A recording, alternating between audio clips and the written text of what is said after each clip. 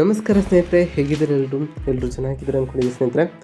ಎಲ್ರಿಗೂ ಮೀಡಿಯಾ ಅಪ್ಡೇಟ್ಗೆ ಸ್ವಾಗತ ಸ್ನೇಹಿತರೆ.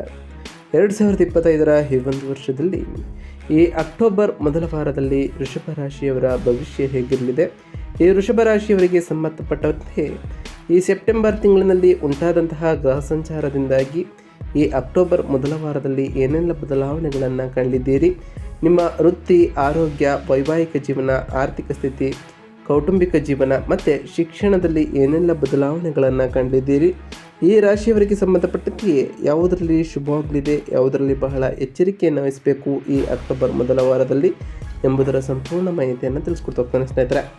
ಆದ್ದರಿಂದ ವಿಡಿಯೋನ ಸ್ಕಿಪ್ ಮಾಡದೆ ಇಲ್ಲಿಂದ ಕೊನೆ ತನಕ ನೋಡ್ತಾ ಬನ್ನಿ.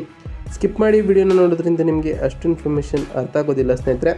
ಸೊ ಫಸ್ಟಿಂದ ಎಂಟು ತನಕ ವಿಡಿಯೋನ ವಾಚ್ ಮಾಡಿ. ಹಾಗೆ ನಮ್ಮ ಈ ವಿಡಿಯೋ ಇಷ್ಟ ಆಗಿತ್ತು ಅಂದರೆ ವಿಡಿಯೋಗೆ ಒಂದು ಲೈಕ್ ಮಾಡಿ ಸ್ನೇಹಿತರೆ.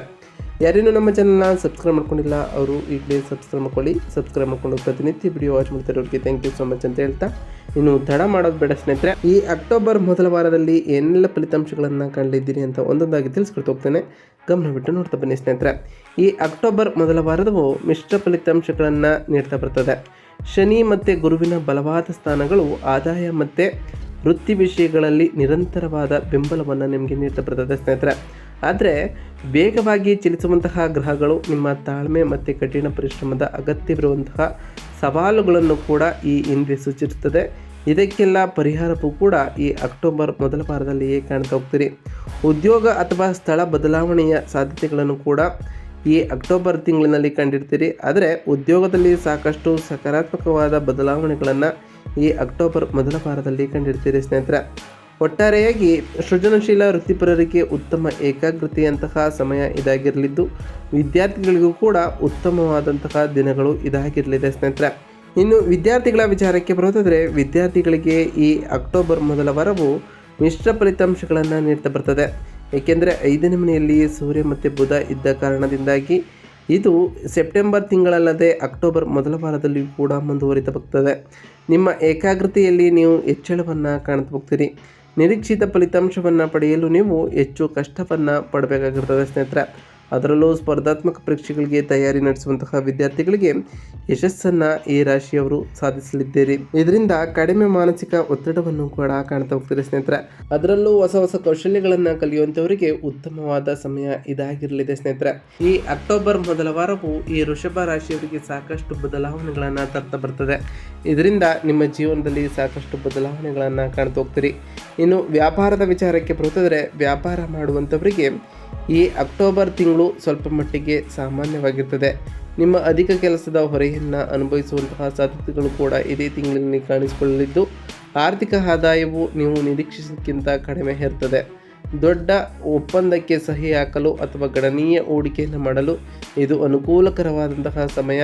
ಆದ್ದರಿಂದ ಬಹಳ ಎಚ್ಚರಿಕೆಯಿಂದ ಇರಬೇಕಾಗಿರುತ್ತದೆ ಸ್ನೇಹಿತರೆ. ನಿಮ್ಮ 7ನೇ ಮನೆಯ ಅಧಿಪತಿಯಾದಂತಹ ಮಂಗಳನು 12ನೇ ಮನೆಯಲ್ಲಿ ಮುಂದುವರಿಯೋದ್ರಿಂದ ವಿವಾದಗಳನ್ನು ನಿಮ್ಮ ಕೈಲಾದಷ್ಟು ತಪ್ಪಿಸ್ತಾ ಬನ್ನಿ. ಪಾಲುದಾರಿಕೆ ವಿಷಯಗಳಲ್ಲಿ ಎಚ್ಚರಿಕೆ ಮತ್ತು ಪಾರದರ್ಶಕತೆ ಈ ರಾಶಿಯವರಿಗೆ ಅಗತ್ಯವಿರುತ್ತದೆ.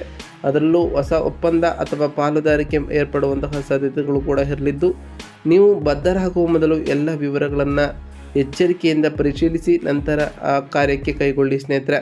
ಇನ್ನು ಕೌಟುಂಬಿಕ ಜೀವನದ ವಿಚಾರಕ್ಕೆ ಬರೋದಾದರೆ, ಕೌಟುಂಬಿಕವಾಗಿ ಬಹಳ ಉತ್ತಮವಾದಂತಹ ಸಮಯವಾಗಿರ್ತದೆ ಈ ವೃಷಭ ರಾಶಿಯವರಿಗೆ. ನೀವು ನಿಮ್ಮ ಕುಟುಂಬ ಸದಸ್ಯರೊಂದಿಗೆ ಉತ್ತಮವಾದ ಸಮಯವನ್ನು ಕೂಡ ಕಾಣ್ತಾ ಹೋಗ್ತೀರಿ. ಇದರಿಂದ ನಿಮ್ಮ ಮನಸ್ಸು ಕೂಡ ಶಾಂತಿಯಾಗಿರ್ತದೆ. ಸಂಬಂಧಿಕರೊಂದಿಗೆ ಪ್ರಯಾಣವನ್ನು ಕೂಡ ಕಾಣಬಹುದಾಗಿದ್ದು, ಮದುವೆ ಅಥವಾ ಹೊಸ ಸಂಬಂಧಕ್ಕಾಗಿ ಕಾಯುವಂಥವರಿಗೆ ಈ ತಿಂಗಳು ವಿಶೇಷವಾಗಿ ಶುಕ್ರನ ಸಂಚಾರ ಆಗೋ ಕಾರಣ ಬಹಳಷ್ಟು ಸಕಾರಾತ್ಮಕವಾದ ಫಲಿತಾಂಶಗಳನ್ನು ಈ ರಾಶಿಯವರು ಕಾಣಲಿದ್ದೀರಿ ಸ್ನೇಹಿತರೆ. ಇನ್ನು ಆರೋಗ್ಯದ ದೃಷ್ಟಿಯ ವಿಚಾರಕ್ಕೆ ಬರುತ್ತಿದ್ದರೆ, ಆರೋಗ್ಯದ ದೃಷ್ಟಿಯಿಂದಲೂ ಕೂಡ ಈ ತಿಂಗಳು ಬಹಳ ಸಾಮಾನ್ಯವಾಗಿರಲಿದ್ದು, ಉತ್ತಮವಾದ ಆರೋಗ್ಯವನ್ನು ಕೂಡ ಇದೇ ತಿಂಗಳಿನಲ್ಲಿ ಕಾಣ್ತಾ ಹೋಗ್ತೀರಿ ಸ್ನೇಹಿತರೆ. ಕೆಲಸ ಸಂಬಂಧಪಟ್ಟಂತಹ ಒತ್ತಡದಿಂದ ನಿಮ್ಮ ಗಮನದ ಅಗತ್ಯವೂ ಕೂಡ ಈ ರಾಶಿಯವರಿಗೆ ಇರಲಿದ್ದು, ತಿಂಗಳ ಮೊದಲ ಭಾಗವಾದಂತಹ ಈ ವಾರದಲ್ಲಿ 4ನೇ ಮನೆಯಲ್ಲಿ ಸೂರ್ಯನ ಸಂಚಾರ ಇರುವ ಕಾರಣ ಎದೆ ಅಥವಾ ಹೃದಯದ ಪ್ರದೇಶದ ಮೇಲೆ ಪರಿಣಾಮವನ್ನು ಬೀರ್ಬೋದು. ಆದ್ದರಿಂದ ಅನಗತ್ಯ ಚಿಂತೆಗಳನ್ನು ತಪ್ಪಿಸ್ತಾ ಬನ್ನಿ ಸ್ನೇಹಿತರೆ. ರಕ್ತ, ಹೊಟ್ಟೆ ಅಥವಾ ಎದೆಗೆ ಸಂಬಂಧಪಟ್ಟಂತಹ ಕೆಲವು ಆರೋಗ್ಯ ಸಮಸ್ಯೆಗಳು ಕಾಣಿಸಿಕೊಂಡ್ರೆ ಈ ಸಂಭಾವ್ಯ ಸಮಸ್ಯೆಗಳನ್ನು ನಿವಾರಿಸಲು ಸರಿಯಾದ ವಿಶ್ರಾಂತಿ ಮತ್ತು ಸಮತೋಲಿತವಾದಂತಹ ಆಹಾರ ಸೇವನೆಯನ್ನು ಮಾಡ್ತಾ ಬನ್ನಿ. ವಾಹನಗಳನ್ನು ಚಾಲನೆ ಮಾಡುವಾಗ ಅಥವಾ ನಿರ್ವಹಿಸುವಾಗ ವಿಶೇಷವಾಗಿ ಬಹಳ ಜಾಗರೂಕರಾಗಿ ಬನ್ನಿ ಸ್ನೇಹಿತರೆ. ಇದರಿಂದ ನಿಮ್ಮ ಆರೋಗ್ಯವು ಕೂಡ ಉತ್ತಮವಾಗಿರಲಿದೆ. ನಿಮ್ಮ ದೈನಂದಿನ ಜೀವನದಲ್ಲಿ ವ್ಯಾಯಾಮ ಮತ್ತು ಧ್ಯಾನವನ್ನು ಕಡ್ಡಾಯ ಮಾಡ್ತಾ ಬನ್ನಿ ಸ್ನೇಹಿತರೆ. ಇದರಿಂದ ನಿಮ್ಮ ದೈಹಿಕ ಶಕ್ತಿ ಮತ್ತು ಮಾನಸಿಕ ಶಕ್ತಿ ವೃದ್ಧಿಯಾಗಲಿದ್ದು ನಿಮ್ಮ ಎಲ್ಲ ಸಮಸ್ಯೆಗಳಿಗೂ ಕೂಡ ಪರಿಹಾರ ಸಿಗಲಿದೆ ಸ್ನೇಹಿತರೆ. ಇನ್ನು ಆರ್ಥಿಕ ವಿಚಾರದ ಬಗ್ಗೆ ಮಾತನಾಡ್ತಾ ಬರೋದಾದರೆ, ಆರ್ಥಿಕವಾಗಿ ಬಹಳ ಉತ್ತಮವಾದಂತಹ ತಿಂಗಳಾಗಿತ್ತು. ಏಕೆಂದರೆ ನೀವು ಕೆಲವು ಅನಿರೀಕ್ಷಿತ ಖರ್ಚುಗಳಿಗೆ ಕಾರಣವಾಗ್ಬೋದು. ನಿಮ್ಮ 4ನೇ ಮನೆಗೆ ಅಂದರೆ ಶುಕ್ರನ ಪ್ರವೇಶದಿಂದಾಗಿ ನೀವು ಮನರಂಜನೆ ಅಥವಾ ಗೃಹೋಪಯೋಗಿ ವಸ್ತುಗಳ ಖರೀದಿಯ ಮೇಲೆ ಹೆಚ್ಚು ಹಣವನ್ನು ಮಾಡಬಹುದಾಗಿದೆ ಸ್ನೇಹಿತರೆ.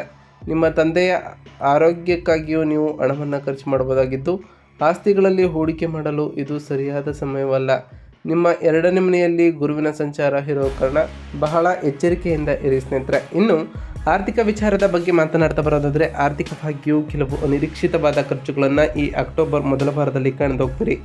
ನಿಮ್ಮ 4ನೇ ಮನೆಗೆ ಸೆಪ್ಟೆಂಬರ್ ತಿಂಗಳಿನಲ್ಲಿಯೇ ಶುಕ್ರನ ಪ್ರವೇಶ ಉಂಟಾಗಿರೋ ಕಾರಣ ಗೃಹೋಪಯೋಗಿ ವಸ್ತುಗಳ ಖರೀದಿಯ ಮೇಲೆ ಹೆಚ್ಚು ಖರ್ಚನ್ನು ಮಾಡಬೇಕಾಗ್ಬೋದು. ನಿಮ್ಮ ಆಸ್ತಿಗಳಲ್ಲಿ ಹೂಡಿಕೆ ಮಾಡಲು ಇದು ಸರಿಯಾದ ಸಮಯವಲ್ಲ ಸ್ನೇಹಿತರೆ. ಗುರುವಿನ ಸಂಚಾರವು ಸ್ಥಿರ ಆದಾಯದ ಅರಿವನ್ನು ನೀಡೋ ಕಾರಣ ಉತ್ತಮವಾದ ಧನಲಾಭವನ್ನು ಕೂಡ ಈ ರಾಶಿಯವರು ಕಾಣಬಹುದಾಗಿದೆ ಸ್ನೇಹಿತರೆ. ಇನ್ನು ಈ ರಾಶಿಯವರಿಗೆ ಸಂಬಂಧಪಟ್ಟಂತೆ ಯಾವುದರಲ್ಲಿ ಶುಭವಾಗಲಿದೆ, ಯಾವುದರಲ್ಲಿ ಬಹಳ ಎಚ್ಚರಿಕೆಯನ್ನು ವಹಿಸಬೇಕು ಎಂಬುದರ ಸಂಪೂರ್ಣ ಮಾಹಿತಿಯನ್ನು ತಿಳಿಸ್ಕೊಡ್ತಾ ಹೋಗ್ತಾನೆ ಸ್ನೇಹಿತರೆ. ಅದರಿಂದ ಗಮನ ಬಿಟ್ಟು ನೋಡ್ತಾ ಬನ್ನಿ. ಇದಾಗಿತ್ತು ಇವತ್ತಿನ ಒಂದು ವಿಡಿಯೋ ಸ್ನೇಹಿತರೆ. ವಿಡಿಯೋ ಇಷ್ಟ ಆಗಿತ್ತು ಅಂದರೆ ವಿಡಿಯೋಗೆ ಒಂದು ಲೈಕ್ ಮಾಡಿ. ಯಾರೇನೂ ನಮ್ಮ ಚಾನಲ್ನ ಸಬ್ಸ್ಕ್ರೈಬ್ ಮಾಡ್ಕೊಂಡಿಲ್ಲ ಅವರು ಈಗಲೇ ಸಬ್ಸ್ಕ್ರೈಬ್ ಮಾಡ್ಕೊಳ್ಳಿ ಸ್ನೇಹಿತರೆ. ಸಬ್ಸ್ಕ್ರೈಬ್ ಮಾಡಿಕೊಂಡು ಪ್ರತಿನಿತ್ಯ ವಿಡಿಯೋನ ವಾಚ್ ಮಾಡ್ತಿರೋರಿಗೆ ಥ್ಯಾಂಕ್ ಯು ಸೊ ಮಚ್ ಅಂತ ಹೇಳ್ತಾ, ಹಾಗೆ ಕಮೆಂಟ್ನಲ್ಲಿ ಓಂ ಶನೈಶ್ವರಾಯ ನಮಃ, ಓಂ ಅಂಗರಾಯಕಾಯ ನಮಃ, ಓಂ ಗುರುವೇ ನಮಃ, ಓಂ ಲಕ್ಷ್ಮೀನಾರಾಯಣಾಯ ನಮಃ ಎಂದು ಕಮೆಂಟ್ ಮಾಡಿ ಸ್ನೇಹಿತರೆ.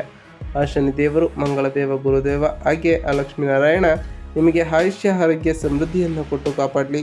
ನೀವು ಅಂದುಕೊಂಡಿರುವಂತಹ ಕಾರ್ಯಗಳು ಯಾವುದೇ ಅಡೆತಡೆ ಇಲ್ಲದೆ ನೆರವೇರಲಿ ಅಂತ ದೇವರಲ್ಲಿ ಕೇಳ್ಕೊಳ್ತಾ ಇವತ್ತಿನ ಒಂದು ವಿಡಿಯೋನ ಮುಗಿಸ್ತಿದ್ದೀನಿ ಸ್ನೇಹಿತರೆ. ಸಿಗ್ತೀನಿ ಮತ್ತೊಂದು ವಿಡಿಯೋದೊಂದಿಗೆ. Thank you for watching.